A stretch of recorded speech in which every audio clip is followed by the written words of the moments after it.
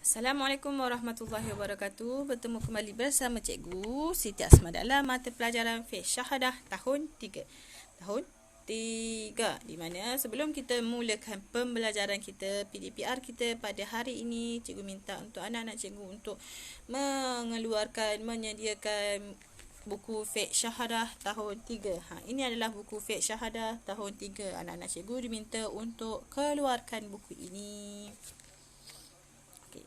Dah bersedia untuk belajar. Pada minggu ini kita akan belajar tajuk 5, iaitu minggu lepas kita belajar tajuk 4, beriman kepada malaikat. Ada 10 nama malaikat yang kamu belajar dalam minggu lepas, dan minggu ni kita belajar beriman kepada kitab.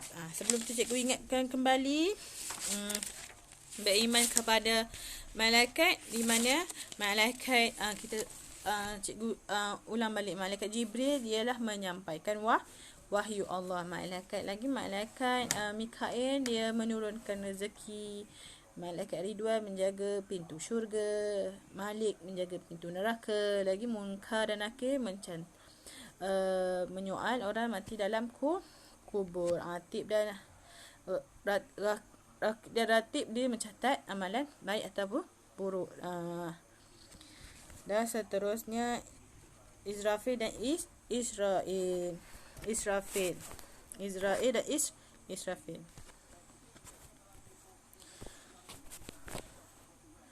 Kita pergi kepada pembelajaran pada hari ini. Tajuk Bismillahirrahmanirrahim. Tajuk 5, beriman kepada kitab. Anak cikgu diminta untuk membuka buku Fiqh Syahadah muka surat 15.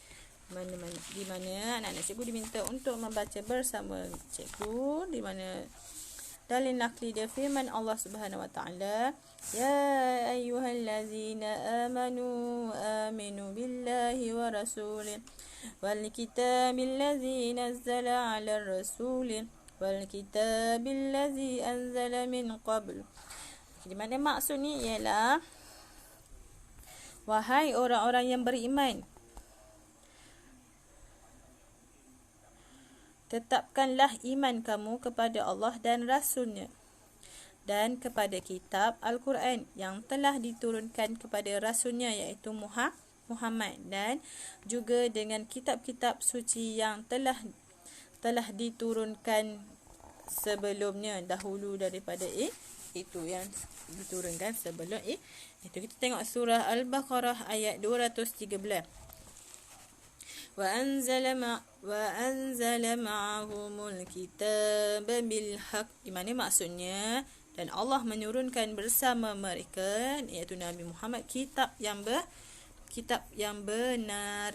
Kita pergi kepada apa itu dimaksudkan dengan kitab. Okey, kitab ni ialah kalamullah, kalam Allah yang diwahyukan kepada beberapa orang Nabi dan Rasul melalui perantaraan malaikat Jibril yang mengandungi syariat yang lengkap. Kan tadi kita belajar minggu lepas, kita beriman kepada malaikat, di mana malaikat Jibril tugas dia adalah menyampaikan wahyu Allah Ta'ala kepada Rasul. Kalam Allah yang mengandungi panduan untuk manusia. Dalam Al-Quran adalah panduan untuk manusia. Panduan hidup kita diturunkan oleh Allah kepada Nabi dan Rasul yang terpilih. Siapa antara Nabi dan Rasul yang terpilih? Jadi cikgu akan bagi tahu, iaitu 4 sahaja. Okey, kita pergi kepada hukum beriman dengan kitab. Apa hukum beriman kepada kitab? Sebelum tu sebelum cikgu masuk, kita beritahu beriman dengan kitab adalah rukun iman yang ketiga. Rukun iman yang pertama adalah percaya kepada Allah, beriman kepada Allah. Yang kedua, beriman atau percaya kepada malaikat. Dan minggu ni kita belajar beriman kepada kitab. Apa hukum beriman dengan kitab? Iaitu hukumnya ialah wajib bagi setiap orang mukmin, setiap orang Islam. Kedua, wajib beriman dengan semua kitab yang diturunkannya, iaitu ada 4 kitab yang diturunkan. Wajib mengamalkan isi kandungan Al-Quran dengan ikhlas. Kita kena ikhlas mengamalkan apa yang ada dalam Al-Quran. Okey, ini adalah nama kitab dan rasul yang menerima. Okey, yang pertama adalah kitab Zabur. Kitab Zabur ni diturunkan kepada Nabi Daud. Okey, yang kedua kitab Taurat diturunkan kepada Nabi Musa, dan yang ketiga kitab Injil diturunkan kepada Nabi Isa, dan yang keempat yang terakhir adalah kitab Al-Quran, iaitu diturunkan kepada Nabi Muhammad, di mana kita adalah umat Nabi Muhammad. Kita berpegang hidup kepada Al-Quran dan As-Sunnah. Itu adalah 4 nama kitab dan rasul yang menerimanya. Kena anak-anak cikgu kena ingat, Zabur diturunkan kepada Nabi Daud, Taurat kepada Nabi Musa, Injil kepada Nabi Isa, Al-Quran kepada Nabi Muhammad. Sebelum kita baca Al-Quran, kita baca doa. Selepas kita habis baca Al-Quran pun kita perlu baca doa. Okey, kita pergi seterusnya.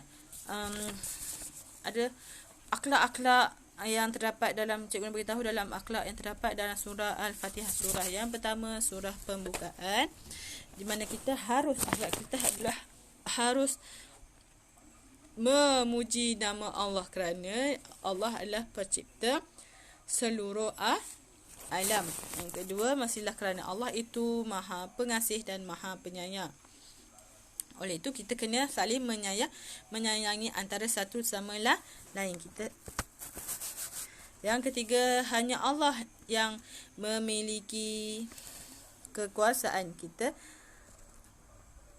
kena minta berdoa kepada Allah.